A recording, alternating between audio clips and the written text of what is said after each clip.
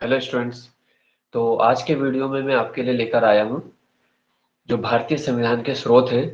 तो वो आपको ज़्यादातर मालूम है, लेकिन कुछ उसमें से क्वेश्चन थोड़ा सा डीप बनते हैं। ठीक है, जैसे पूछ लेते हैं कि राष्ट्रपति का जो निर्वाचक मंडल है, यानी कि जो राष्ट्रपति का चुनाव करता है, वो कहाँ से लिया गया। ठीक है, तो कुछ क्वेश्चन ऐसे भी होंगे जो आपको अभी याद नहीं होंगे या आपने पढ़े नहीं होंगे। तो वो भी आपके आज मैं इसमें रिवाइज करवा दूंगा, है ना। तो शॉर्ट वीडियो के माध्यम से मैं आपके लिए टॉपिक इसमें लेके आ रहा हूँ। जैसे कोई वीडियो 5 मिनट है, कोई 10 मिनट है ना। तो आज हम बात करें भारतीय संविधान के स्रोत की। तो देखो, भारत का जो संविधान है उसका सबसे बड़ा हिस्सा जो है वो 1935 के भारत शासन अधिनियम से आया है, जो कि 70% है ना। अगर पूछेंगे सबसे ज्यादा जो भारतीय संविधान पर प्रभाव पड़ा तो किसका पड़ा है, 1935 के अधिनियम का। ठीक है, लगभग 200 धाराएं ऐसी थी जिनको एज इट इज या थोड़ा परिवर्तन करके भारतीय संविधान में समाहित कर लिया गया, यानी कि ले लिया गया। अब बात करते हैं बाकी देशों की कि कहाँ कहाँ से क्या क्या लिया है। ठीक है, सबसे पहले जो मैंने आपको बताया कि राष्ट्रपति का निर्वाचक मंडल है ना, तो उसी से शुरुआत करते हैं। ये लिया है आयरलैंड के आयरिश संविधान से। ठीक है, और आयरलैंड से हम जानते हैं कि हमने जो चीजें पढ़ी है वो कौन सा है। आयरलैंड से हमने लिया है डीपीएसपी। ठीक है, नीति निर्देशक तत्व। इसके अलावा जो हमारा राज्यसभा में मनोनयन किया जाता है राष्ट्रपति के द्वारा। ठीक है, 12 सदस्यों का राष्ट्रपति 12 सदस्यों को, जो कि विभिन्न क्षेत्रों के होते हैं, उनको मनोनीत करते हैं। ये भी आयरलैंड के संविधान से लिया गया है। ठीक है, अब आ जाते हैं। देखो, दूसरा जो इंपॉर्टेंट स्रोत है वो है ब्रिटेन से, क्योंकि ब्रिटेन का शासन भारत पे रहा और ब्रिटेन की जो संसद है उसे सभी संसदों की जननी कहा जाता है ना, mother of all world parliament. तो इस वजह से, ठीक है, तो ब्रिटिश संविधान की देन क्या है ना? हाँ, आज थोड़ा लेट हो गए तुम सब। ब्रिटिश संविधान की देन। ठीक है, तो संविधान के स्रोत हम इसमें डिस्कस कर रहे थे, है ना। ब्रिटिश संविधान से भारत के संविधान में क्या क्या आया है। ठीक है, एक तो है संसदीय व्यवस्था, है ना। तो ब्रिटिश संसद को सभी संसदों की जननी बोलते हैं, तो होगी संसदीय व्यवस्था। ठीक है, पार्लियामेंट्री सिस्टम जो पूरी दुनिया को है वो ब्रिटेन का ही माना जाता है कि उनके द्वारा दिया गया। इसके अलावा है मंत्रिपरिषद, लोकसभा के प्रति सामूहिक रूप से उत्तरदायी है। तो ये क्वेश्चन भी बार बार आता है, ये भी हमने वहीं से लिया है। ठीक है, संसदीय विशेषाधिकार, संसद से जुड़ी हुई हर चीज ब्रिटेन की देन है। ठीक है, विधि का शासन है, राष्ट्रपति की जो संवैधानिक स्थिति है वो भी वहीं से ली है। इसके अलावा एकल नागरिकता, है ना। तो भारत में एकल नागरिकता है और वो भी हमने ब्रिटिश संविधान से लिया हुआ है। इसके बाद जो दूसरा देश है जिसका प्रभाव काफी ज्यादा है वो है अमेरिका, क्योंकि भारत के संविधान में क्या है, मूल अधिकारों को कहा गया है आत्मा, और वो हमने वहीं से लिए। तो सबसे एक महत्वपूर्ण प्रभाव किसका हो गया, अमेरिकी संविधान का। ठीक है, अब इसके अलावा क्या है, मूल अधिकार के अलावा हमने वहां से क्या लिया, अमेरिका से।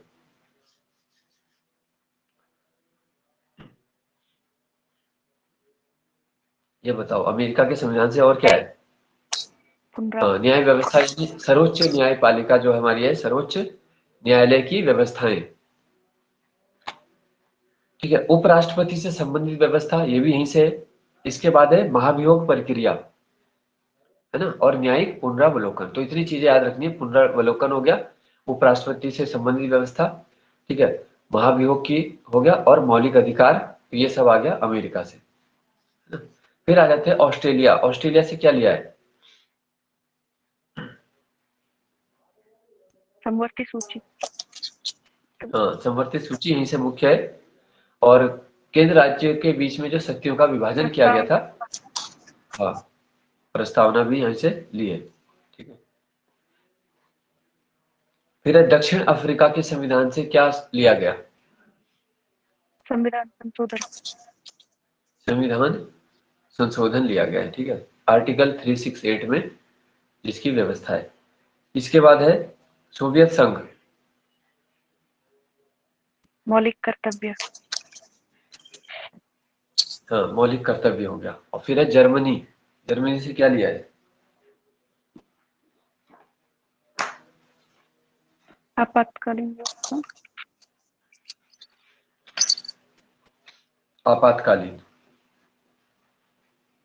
ठीक है। तो इमरजेंसी के जो प्रावधान है जर्मनी के वीमर संविधान से लिए गए। इसके बाद है कनाडा। संघीय व्यवस्था। हाँ, तो संघात्मक जो है या केंद्र की जो अवशिष्ट शक्तियां होती हैं वो कनाडा के संविधान से लिया गया है ना? तो ये मुख्य रूप से क्या थे, जो स्रोत है भारतीय संविधान के स्रोत हो गए। ठीक है, अब हम जो देखेंगे एक पेपर देखेंगे, यूकेपीएससी का जो पेपर हमने बोला था कि उसको एक एक पेपर तुम्हारा किया जाएगा। ठीक है, तो 2019 का पेपर है लोक सेवा आयोग द्वारा आयोजित। ठीक है, तो तुम्हें बताना है इनमें से दिए गए ऑप्शंस में से बताना है कौन से मूल अधिकार है केवल भारतीय नागरिकों को उपलब्ध है और विदेशियों को नहीं है इनमें से। ठीक है, धार्मिक 15। स्वतंत्रता, विधि के समक्ष समानता, व्यक्तिगत स्वतंत्रता, वाक स्वतंत्रता। धार्मिक स्वतंत्रता। हाँ, ठीक है, तो जो भारतीय नागरिक को उपलब्ध है और भारत में रहने वाले विदेशियों को नहीं है। ठीक है, सर आर्टिकल है ना 15, 16, 19, 29, 30। हाँ, लेकिन ये धार्मिक वाला नहीं आएगा इसमें, इसमें आएगा वाक वाला। 19 था ना, जी सर। जी सर। वाक स्वतंत्रता है, क्योंकि वो यहाँ आके कोई भी भाषण देते हैं अगर और उससे स्थिति नियंत्रण से बाहर हो सकती है।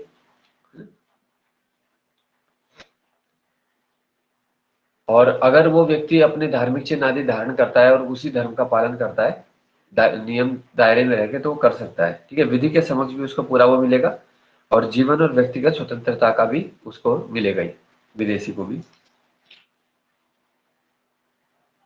ठीक है, अब है उत्तराखंड जो सेवा का अधिकार अधिनियम 2011 है। ठीक है, उसके अंतर्गत कितना दंड अधिकारी द्वारा लगाया जा सकता है, जो कि द्वितीय अपीलीय अधिकारी बोलते हैं उसको, कितना है? 500। 500 से लेकर 5,000 याद रखना है, 500 से 5,000।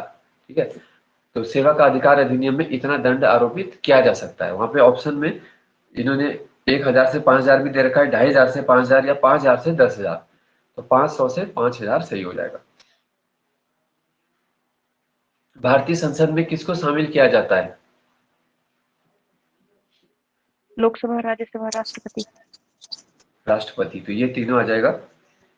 फिर है संविधान सभा के उद्घाटन सत्र के अध्यक्ष कौन थे? सच्चिदानंद सिन्हा।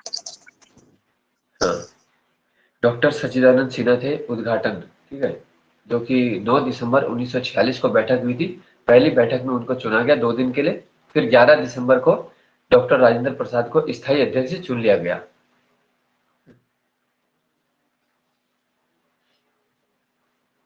इनमें से किसको राज्यपाल द्वारा नहीं हटाया जा सकता? ठीक है, 4 पद के इसमें नाम है। राज्य वित्त आयोग के सदस्य, राज्य लोक सेवा आयोग के सदस्य, फिर एडवोकेट जनरल और राज्य के विश्वविद्यालय के कुलपति। लोक सेवा आयोग के सदस्य। हाँ, तो लोक सेवा आयोग के सदस्यों को ही राज्यपाल द्वारा नहीं हटाया जा सकता, उनको पदच्युत नहीं किया जा सकता है, बाकी को वो कर सकते हैं। जैसे विश्वविद्यालय के कुलपति हैं, है ना, कुल जो समस्त विश्वविद्यालय राज्य के राज्यपाल के अधीन होते हैं और केंद्रीय जो होते हैं वो राष्ट्रपति के अधीन होते हैं। राष्ट्र। फिर है किसे भंग नहीं किया जा सकता किंतु समाप्त किया जा सकता है? कौन सा विधान सदन है परिषद। वो? हाँ, विधान परिषद जो है उसको भंग नहीं कर सकते लेकिन समाप्त कर सकते हैं। तो जब चल रही हो तो उस समय भंग नहीं होती वो, लेकिन उसको नियम बना के खत्म किया जा सकता है। ऐसा कई स्टेट ने पहले किया भी है। फिर भारत की आकस्मिक निधि की स्थापना कब हुई थी ना? ये सहायक वन संरक्षक का 1950। पेपर 2019 का। 1950 है इसका। हाँ, अच्छा, फिर है 2019 में कितने लोगों को भारत रत्न दिया गया था?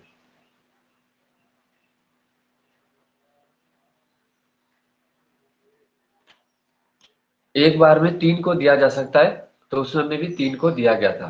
ठीक है, उसकी ट्रिक थी पीएनबी, है ना, प्रणब मुखर्जी, एन से था नानाजी देशमुख और बी से था भूपेन हजारिका, है ना। तो 3 लोगों को 2019 में भारत रत्न दिया, और एक बार में 3 को ही दे सकते हैं। गवर्नमेंट एक को भी दे सकती है, 2 को भी और 3 को भी। 3 से ज्यादा को एक वर्ष के लिए नहीं दे सकती। ठीक है।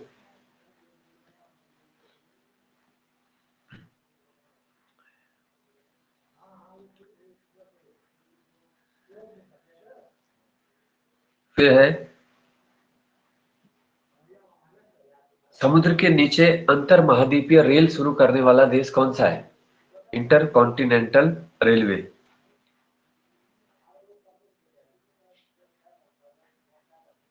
जर्मनी। ये तुर्की ने किया, अंतर महाद्वीपीय रेल।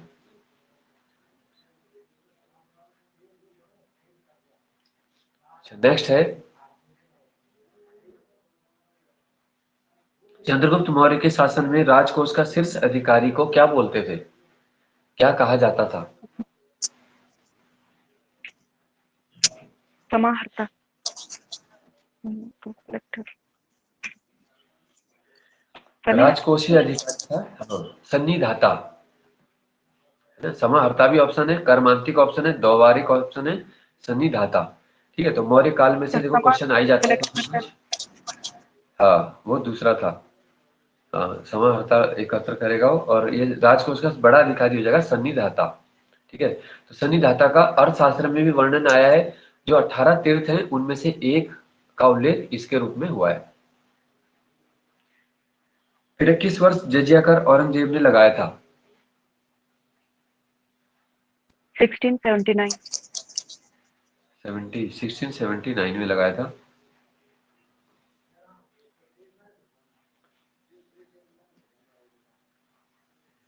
फिर है, गांधी जी ने किसके लिए ये बोला था मृत्यु होने पर भारतीय सौरमंडल से एक सितारा डूब गया? लाला लाजपत राय। लाला लाजपत राय के लिए ऐसा कहा था।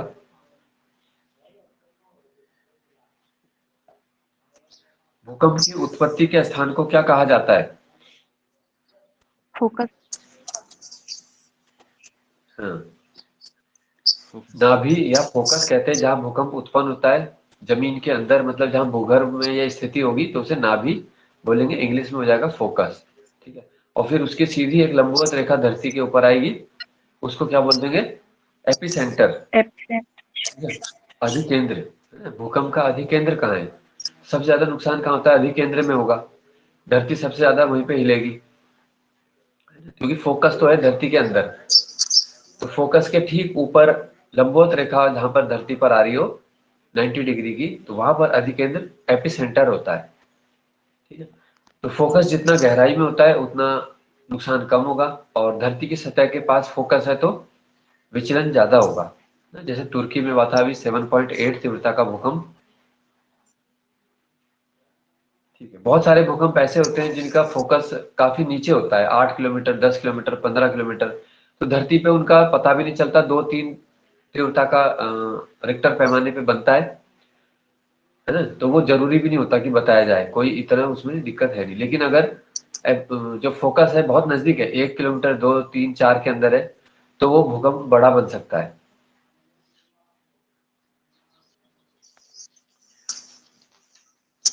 ठीक है, फिर है, समुद्र में जब भूकंप आता है तो उसे क्या कहा जाता है? कौन सी स्थिति उत्पन्न होगी? सुनामी। सुनामी बोल देंगे इसको। सुनामी। समुद्री भूकंप है ना। समुद्र के अंदर की सतह ज्यादातर फट जाती है उसमें, और फिर वहां से एक चक्रवात के जैसा ही शुरू हो जाता है, तो वो सुनामी है। तो सुनामी ज्यादातर वहीं आती है जहां पे ज्यादातर समुद्री भूकंप पैदा होंगे, जैसे जापान है ना। तो सुनामी शब्द भी जापानी शब्द है जिसका मतलब होता है ऊंची लहर। ठीक है, सबसे ज्यादा नुकसान भी इसलिए वहीं पे होता है। फिर है, उत्तराखंड में सबसे ज्यादा सर्वाधिक जनसंख्या वाला जिला? हरिद्वार। हाँ। सर्वाधिक नगरीकरण वाला जिला? देहरादून। कब देहरादून आ जाएगा, है ना। नगरीकरण यहाँ पे ज्यादा है, जनसंख्या वहां पे ज्यादा है।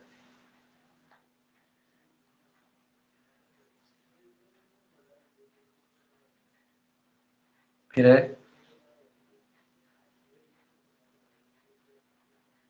वर्षा के जल का पीएच मान कितना होता है, सामान्यतः कितना होता है?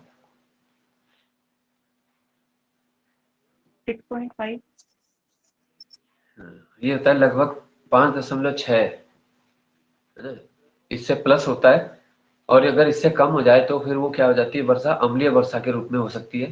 हाँ, फिर एसिड रेन हो जाएगी। तो एसिड रेन का कारण होता है जब वायुमंडल में सल्फर की अधिकता हो जाए।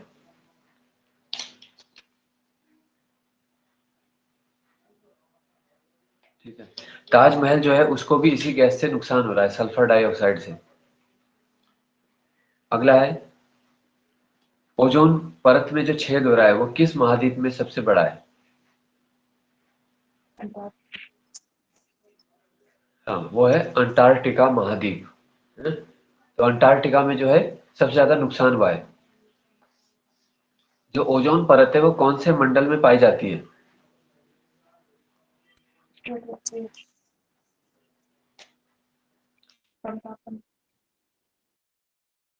ना। सबसे नीचे कौन सी है, सबसे पहली परत कौन सी है धरती के पास? क्षोभ मंडल, और उसे बोलते हैं ट्रोपोस्फेयर। उनका इंग्लिश नाम भी तुम्हें याद रखना है, कई बार इंग्लिश वाला ही ऑप्शन मिलेगा, हिंदी में भी इंग्लिश लिख देंगे ट्रोपोस्फेयर। सबसे ज्यादा जो मौसम संबंधी घटना है वो होगी ट्रोपोस्फेयर में, जैसे कि बारिश, तूफान, ओला पड़ना, बारिश, ये बर्फ गिरना। तो समस्त मौसम की घटनाएं, समस्त जो जीव जंतु हैं, बैक्टीरिया हैं, वो सब क्षोभ मंडल में ही पाए जाते हैं।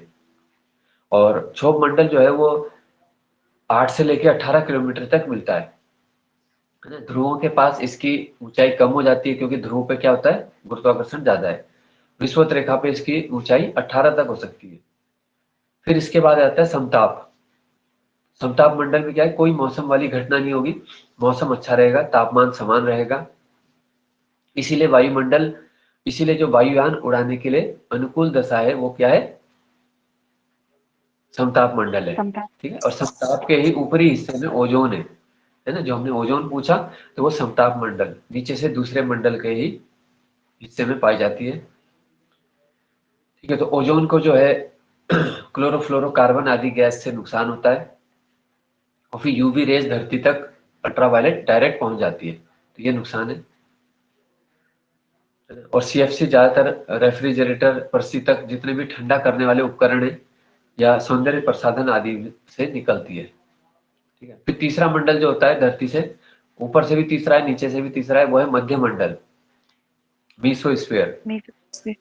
फिर आ जाता है धरती से चौथा, ऊपर की तरफ जाएंगे तो आयन मंडल, आइनो बोलते हैं इसको इंग्लिश में, आइनोस्फीयर। तो जो भी रेडियो तरंगे, संचार तरंगे होती है वहीं से टकरा के लौटती है। हमारे जो संचार उपग्रह होते हैं वहीं पे स्थापित किए जाते हैं। जो हमारे टीवी, मोबाइल, है ना, नेटवर्क वगैरह सब काम करते हैं अच्छे से, तो उसी वजह से कर पाते हैं क्योंकि आयन मंडल से तरंगे टकरा कर वापस आ जाती है। और फिर लास्ट में कौन सा है, बहिर्मंडल, जिसे बाह्य मंडल और इंग्लिश में एक्सोस्फीयर बोलते हैं।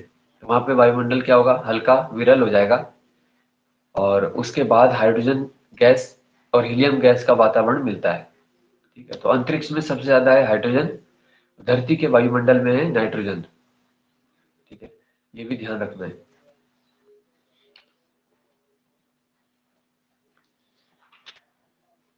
नेक्स्ट क्वेश्चन जो इसमें अब है, एक और देखो, ओजोन परत का ये भी डॉप्सन क्या है, डॉप्सन से क्या करते हैं? मापा जाता है मोटाई। हाँ, कितनी, किस स्थान पर ओजोन परत की मोटाई अधिक है, कम है, डॉप्सन उसकी इकाई है।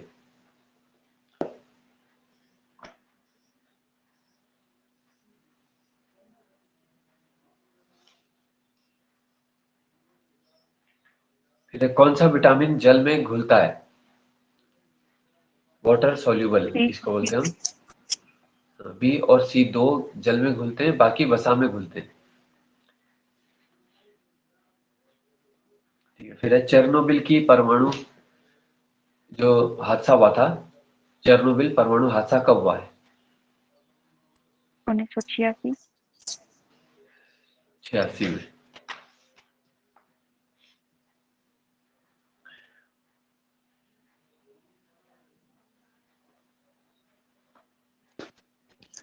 फिर है एमएसएमई डेवलपमेंट एक्ट भारत में कब लागू हुआ?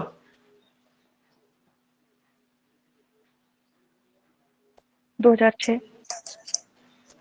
एमएसएमई का 2006 भारत में, और उत्तराखंड की है 2000 कितना है 15। 15। ठीक है। एमएसएमई नीति उत्तराखंड 2015 में लेकर आया, जिसमें महिलाओं को 25% अनुदान है। कनिष्ठ सहायक में भी उसका क्वेश्चन पूछा जा चुका है।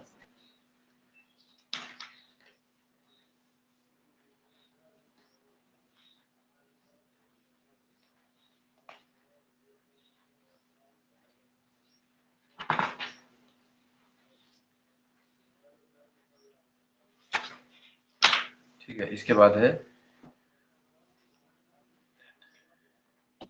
नोवाक जोकोविच किस खेल से हैं? नोवाक जोकोविच ये बैडमिंटन के हैं। फिर है इकोलॉजी का प्रयोग सबसे पहले किसने किया? इकोलॉजी शब्द का प्रयोग किस वैज्ञानिक ने किया? एटकिंसन। 10th। ये क्या है? अर्नेस्ट हैकल ने। ठीक है, इकोलॉजी दिया है अर्नेस्ट हैकल ने। हैकल ने किया। हाँ। और एक होता है इकोसिस्टम, है ना, इकोसिस्टम, तो उसका कौन है? टेंसले। 10th। ठीक है, वो टेंसले ने दिया था। और ये इकोलॉजी है। तो इसमें तो अध्ययन कर लेते हैं। और इकोसिस्टम एक पारितंत्र हो गया जहाँ जीव जंतु पेड़ पौधे सहभागिता के साथ रहते हैं। तो ये एक छोटा सा एक्वेरियम भी हो सकता है जिसे हम पारितंत्र बोलते हैं। एक कटोरी में भी तुम बना सकते हो, उसमें मछलियां रख के। और महासागर है जैसे प्रशांत महासागर, धरती के तीसरे हिस्से पे, वो सबसे बड़ा पारितंत्र है दुनिया का, है ना। सबसे बड़ा पूछेंगे तो महासागर आ जाएंगे। छोटे में कुछ भी ले सकते हैं, कृत्रिम रूप से मछली घर बना दिया कुछ।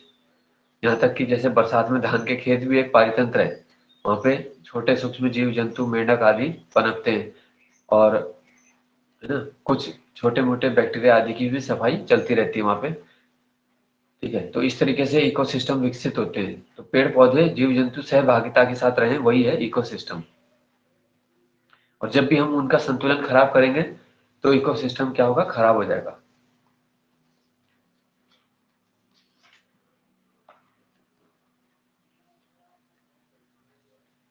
फिर है 2019 क्रिकेट वर्ल्ड कप किसने जीता था? 19 का जो क्रिकेट वर्ल्ड कप है। इंग्लैंड। हाँ, ये इंग्लैंड ने जीता था। और इंग्लैंड में ही हुआ था ये, और पहली बार ही इंग्लैंड जीता था इसमें।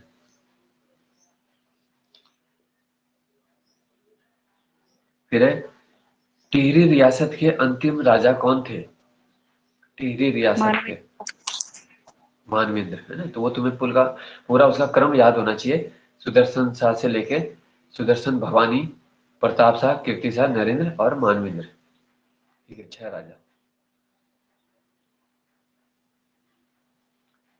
फिर है वीरेन डंगवाल का जन्म कहाँ हुआ था? कवि टिहरी। वीरेन का। हाँ, तो ये है कीर्तिनगर, टिहरी में पड़ता है कीर्तिनगर।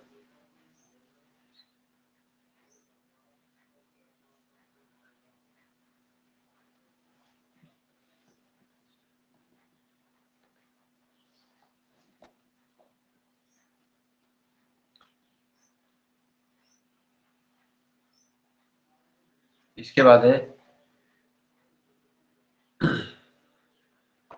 मालपा की घटना कब हुई?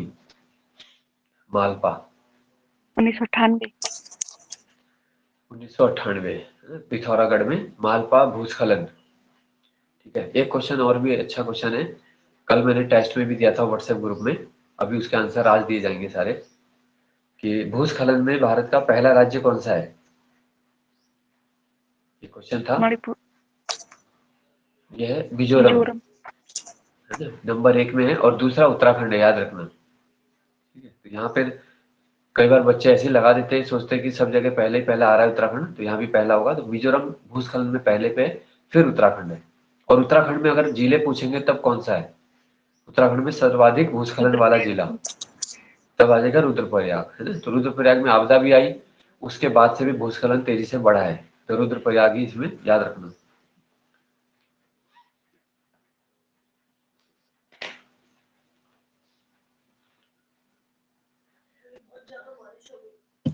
हाँ। इसके बाद है सूचना का अधिकार अधिनियम का उद्देश्य क्या था। आरटीआई का मुख्य उद्देश्य क्या है।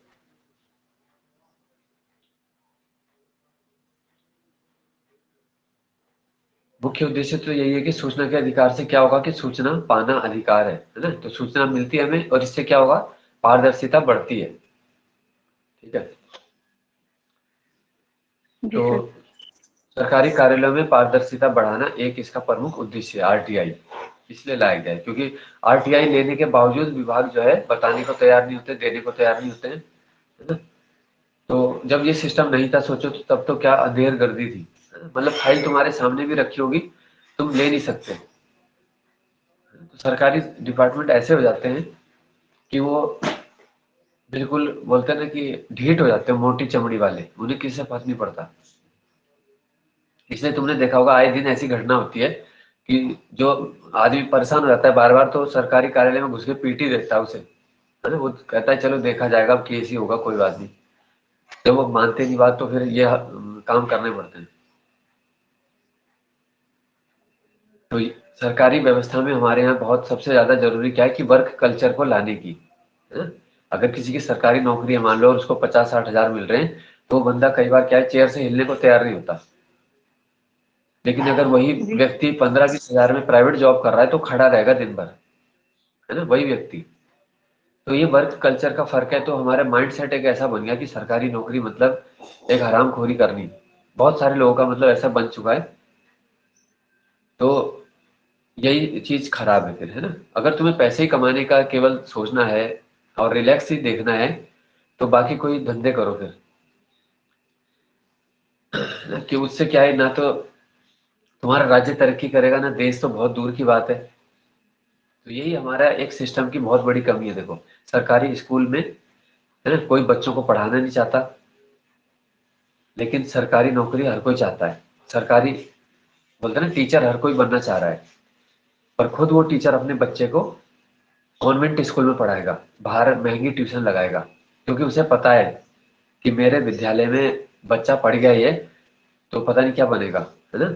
माहौल नहीं है तो माहौल कौन बनाएगा फिर। तो वहाँ मेहनत ही नहीं करनी है फिर वैसी हमें।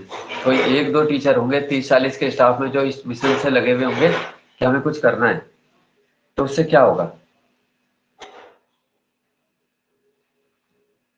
तो इसके लिए होनी चाहिए जवाबदेही, जैसे बाकी विभागों में है, बैंक में है। देखो तुमने बैंक में कभी नहीं देखा होगा, चाहे सरकारी बैंक है, सरकारी बैंक में प्राइवेट की तरह ही ज्यादातर काम करते हैं, अच्छा काम करेंगे मतलब, क्योंकि मॉनिटरिंग है ऊपर, है ना। रिजर्व बैंक उनका मॉनिटरिंग करता रहता है हमेशा। बैंकिंग लोकपाल है 1995 में जो आया था। तो ये व्यवस्था होनी चाहिए। अब कोई भी विभाग ऐसे हैं वो किसी से नहीं डरते। देखो चपरासी, कई जगह पीओन स्तर के भी लोग इस तरह के हो जाते हैं, या कोई भी कह सकते हैं, ऐसा नहीं कि वो ये क्लास 3 है क्लास 4 है कोई सा भी है, तो वो अपने वो अधिकारी से भी नहीं डरते। वो कहते हैं कर लो शिकायत, है ना, ज्यादा से ज्यादा कुछ दिन छुट्टी मिलेगी, सस्पेंड ही तो होगा, आधी तनख्वाह तो मिलेगी। तो ये ऐसा माहौल जब होगा तो क्या हाल होगा बताओ। तो इसे सिस्टम को सुधारने की जरूरत रहती है कि भाई ये काम कैसे चलेगा फिर। जनता बेचारा अपना एक प्रमाण पत्र बनाने के लिए लोग भटकते रहते हैं कि मेरा कहाँ से बनेगा, क्या होगा, कोई बताने को तैयार नहीं, है?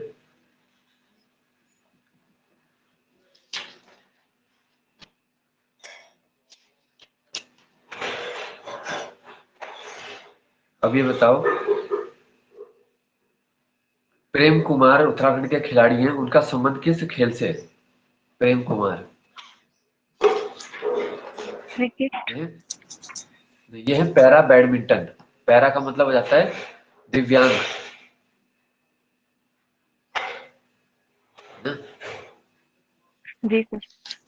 पैरा बैडमिंटन के खिलाड़ी हैं।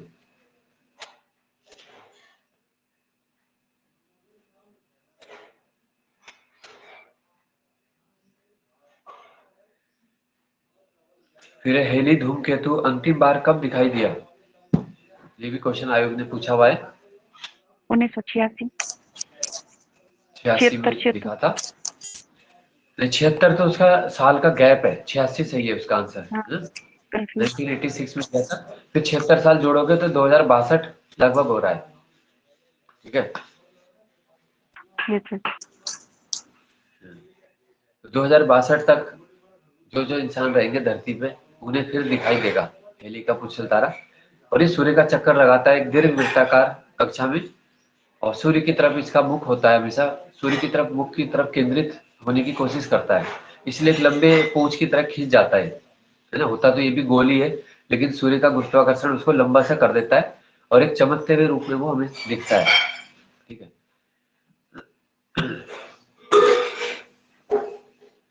हेली नामक वैज्ञानिक ने ही सबसे पहले बताया था कि एक ही पुच्छल तारा है जो बार बार आ रहा है। पहले के लोग सोचते थे कि अलग अलग हैं, जैसे किसी ने सन 12वीं शताब्दी में अपनी डायरी में लिख दिया, किसी ने 14वीं शताब्दी में लिखा, है ना, किसी ने 16वीं में लिख दिया।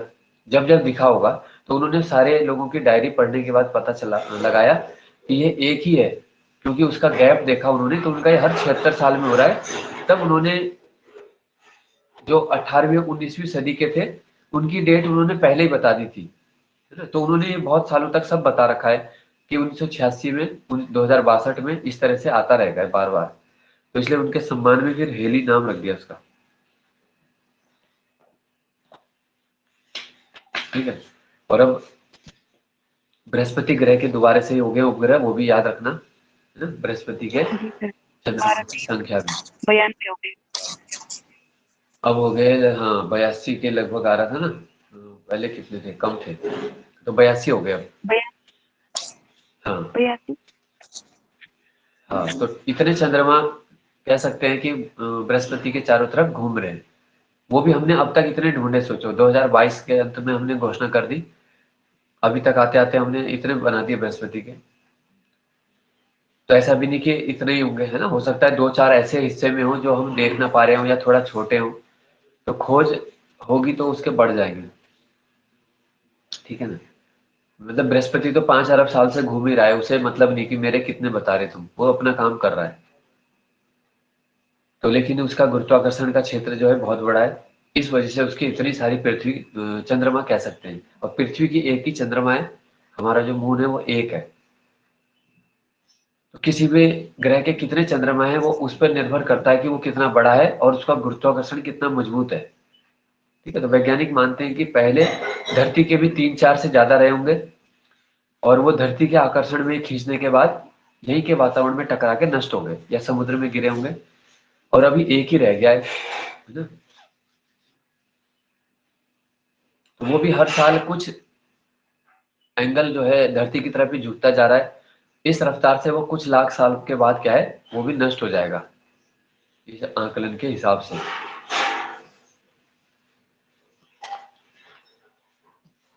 फिर है भोपाल गैस त्रासदी में कौन सी गैस का रिसाव हुआ, जिसे हम मिठाई। बोलते हैं भोपाल। I25। एमआईसी, एमआईसी का होता 1984 3 दिसंबर।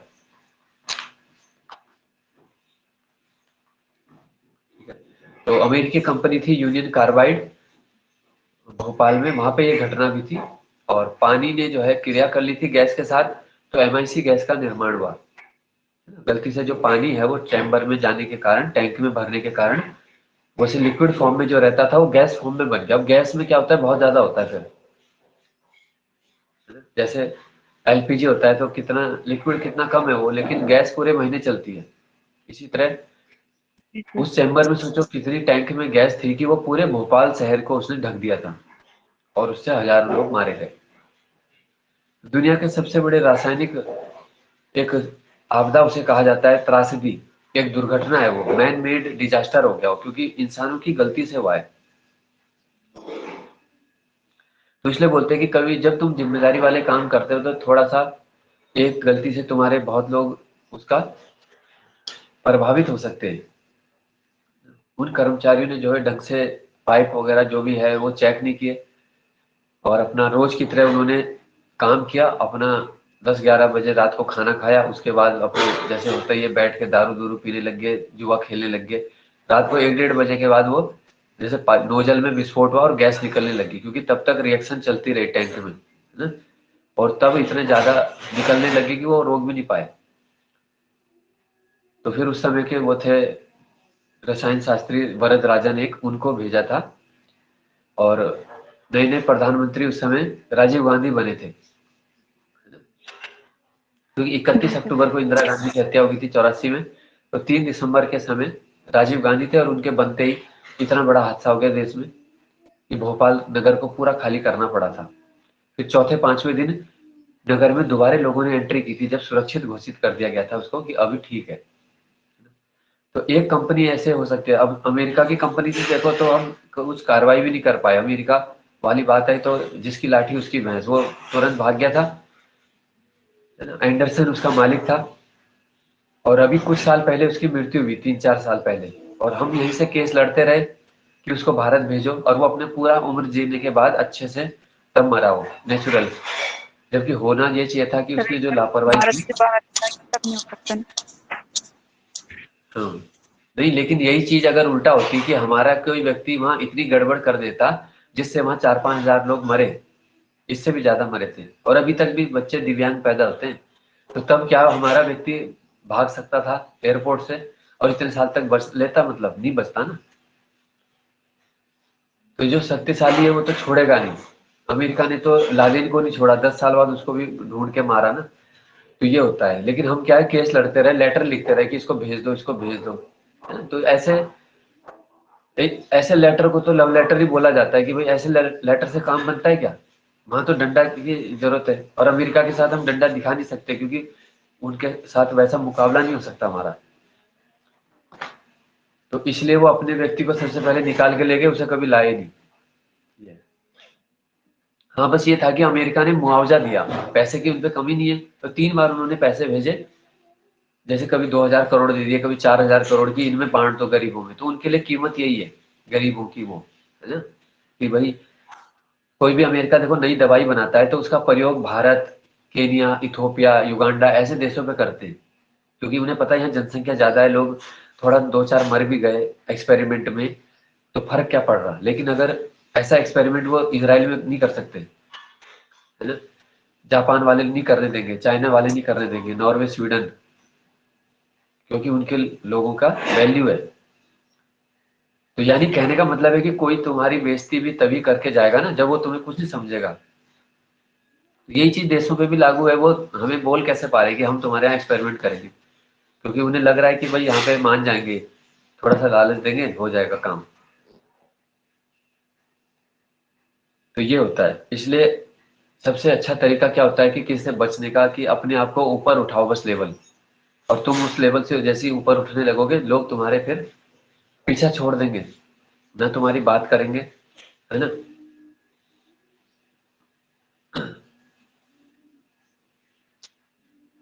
इसके बाद है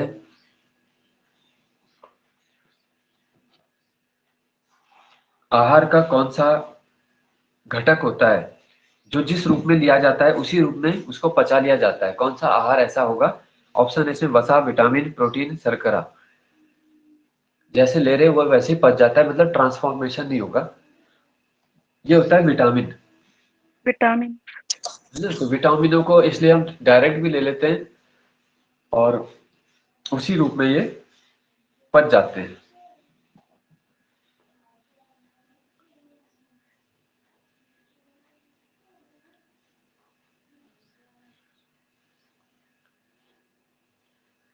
ठीक है, फिर बताना है इनमें से सर्वाधिक संवेदनशील भूकंप के लिए जो हमारा जिला है, इनमें से कौन सा है वो?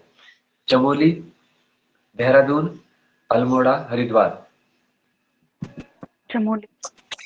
है ना। तो इन दिए गए उसमें से चमोली ज्यादा संवेदनशील हो गया। तो जो 5 वाले जो आते हैं उसमें, जोन 4 और 5 में से जो 5 वाले हैं वो सारे संवेदनशील हो जाएंगे। ठीक है, जोन 5। और उत्तराखंड पूरा 4 और 5 में। और अब नई रिपोर्ट के अनुसार ये बताया जा रहा है कि अब 4 में भी नहीं है, मैक्सिमम हिस्से को 5 में ही कर दिया गया है। तो यानी कि भारत के सबसे ज्यादा संवेदनशील जो भूकंप वाले क्षेत्र है उसमें उत्तराखंड को रखा गया है। ठीक है, नेक्स्ट है स्पुतनिक 1, पहला सैटेलाइट जो भेजा गया दुनिया का, वो किसके द्वारा भेजा गया? रूस। रूस का सैटेलाइट है स्पुतनिक 1, जो कि 1957 में उन्होंने छोड़ा था। ठीक है, भारत का है आर्यभट्ट 1975, वो भी हमने रूस की मदद से ही छोड़ा था। ठीक है, जी सर। सर पहला फिर है भारत का पहला कौन? भारत का वैसे था रोहिणी, है ना? हाँ, जो हमारी भूमि से, हमारे ही संसाधनों से छोड़ा गया था। कब हुआ था सर ये? कब छोड़ा गया था? रोहिणी ये 6 साल बाद ही था उसके, जैसे 81 के लगभग है ये, 51, 75 में तो हमने वैसे किया आर्यभट्ट, है ना? तो ये फिर रोहिणी को भारत की भूमि से ही भारत के संसाधन यानी हमारे रॉकेट आदि के द्वारा पहुंचाया गया था। भारतीय अंतरिक्ष कार्यक्रम कब लाया गया? 1962। 1962 में भारतीय अंतरिक्ष कार्यक्रम की शुरुआत हुई थी। तो इसलिए जल्दी समय पे कर दी, तो आज इंडिया स्पेस में क्या है, विकसित देशों के बराबर है अंतरिक्ष में, है ना? और अगर अब करते शुरुआत तो और लेट होती। तो इसलिए यह बोलते हैं कि सही समय पे सही चीजों की शुरुआत से चीजें आगे निकलती है ना? खेल आदि में अब हम विश्वविद्यालय बना रहे हैं, मैदान बना रहे हैं बड़े बड़े, तो अब इंडिया धीरे धीरे आगे उभर रहा है।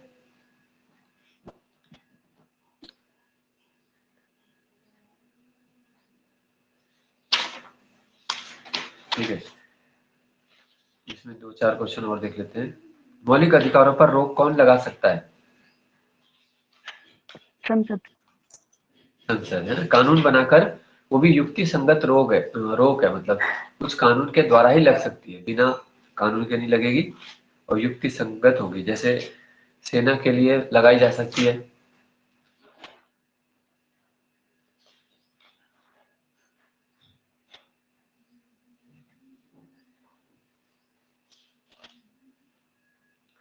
ठीक है, नेक्स्ट है केरल के बाद सर्वाधिक साक्षर राज्य। मिजोरम। मिजोरम, है ना? तो ये इन्हें दोनों ही पूर्ण साक्षर हो चुके हैं अब।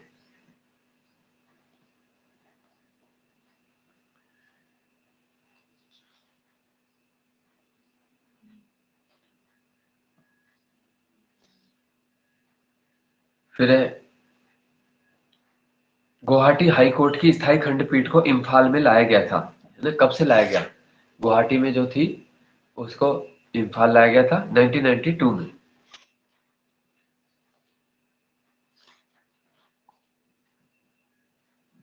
नेक्स्ट है आलमनगर किसका प्राचीन नाम था? आलमनगर। यूपी। आलमनगर तो हमारा इसी का ही है, ये अल्मोड़ा, है? अल्मोड़ा। हाँ, वो राजापुर या आलमगीर आलम, यूपी में। हाँ, वो आलमगीरपुर जो उत्तर दिशा का स्थल था, ये पूर्वी में, जी सर। है ना? सबसे पूर्वी वाला है वो। ठीक है, तो कल जो है फिर हम कोई दूसरा पेपर देखेंगे। ये सहायक वन संरक्षक वाला था पेपर, ठीक है, जी सर। 2019 का। अभी जैसे एनटी के हैं, पुराने समीक्षा अधिकारी के हैं, तो पुराने पेपर जो है सारे अगर सॉल्व करोगे, कुछ ना कुछ क्वेश्चन जरूर बनेंगे। बाकी पुराने अपने जो नोट्स है रिवीजन करते रहो, है ना?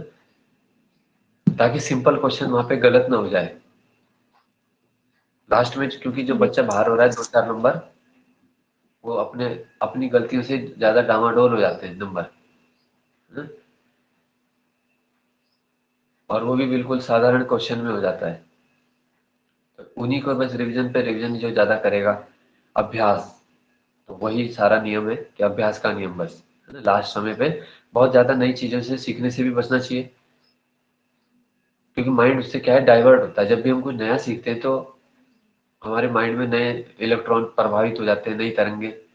तो जो पैटर्न चल रहा है, मतलब उसी को बदलना ज्यादा नहीं चाहिए, है ना? कि कोई तुमने कहीं सुना कि ऐसा पढ़ लो नया है, वो गलत है। अपना जो सालों से पैटर्न चल रहा है उसी पे भरोसा रखो, रिवीजन करो बस, ये है। ठीक है, यस सर। तो आज के लिए इतना ही, कल मिलते हैं फिर, है ना? कल करेंगे क्लास कुछ नए पेपर के साथ, या करंट इवेंट का भी कर सकते हैं कल। ठीक है, नेशनल इंटरनेशनल उत्तराखंड। जी सर। Thank you sir.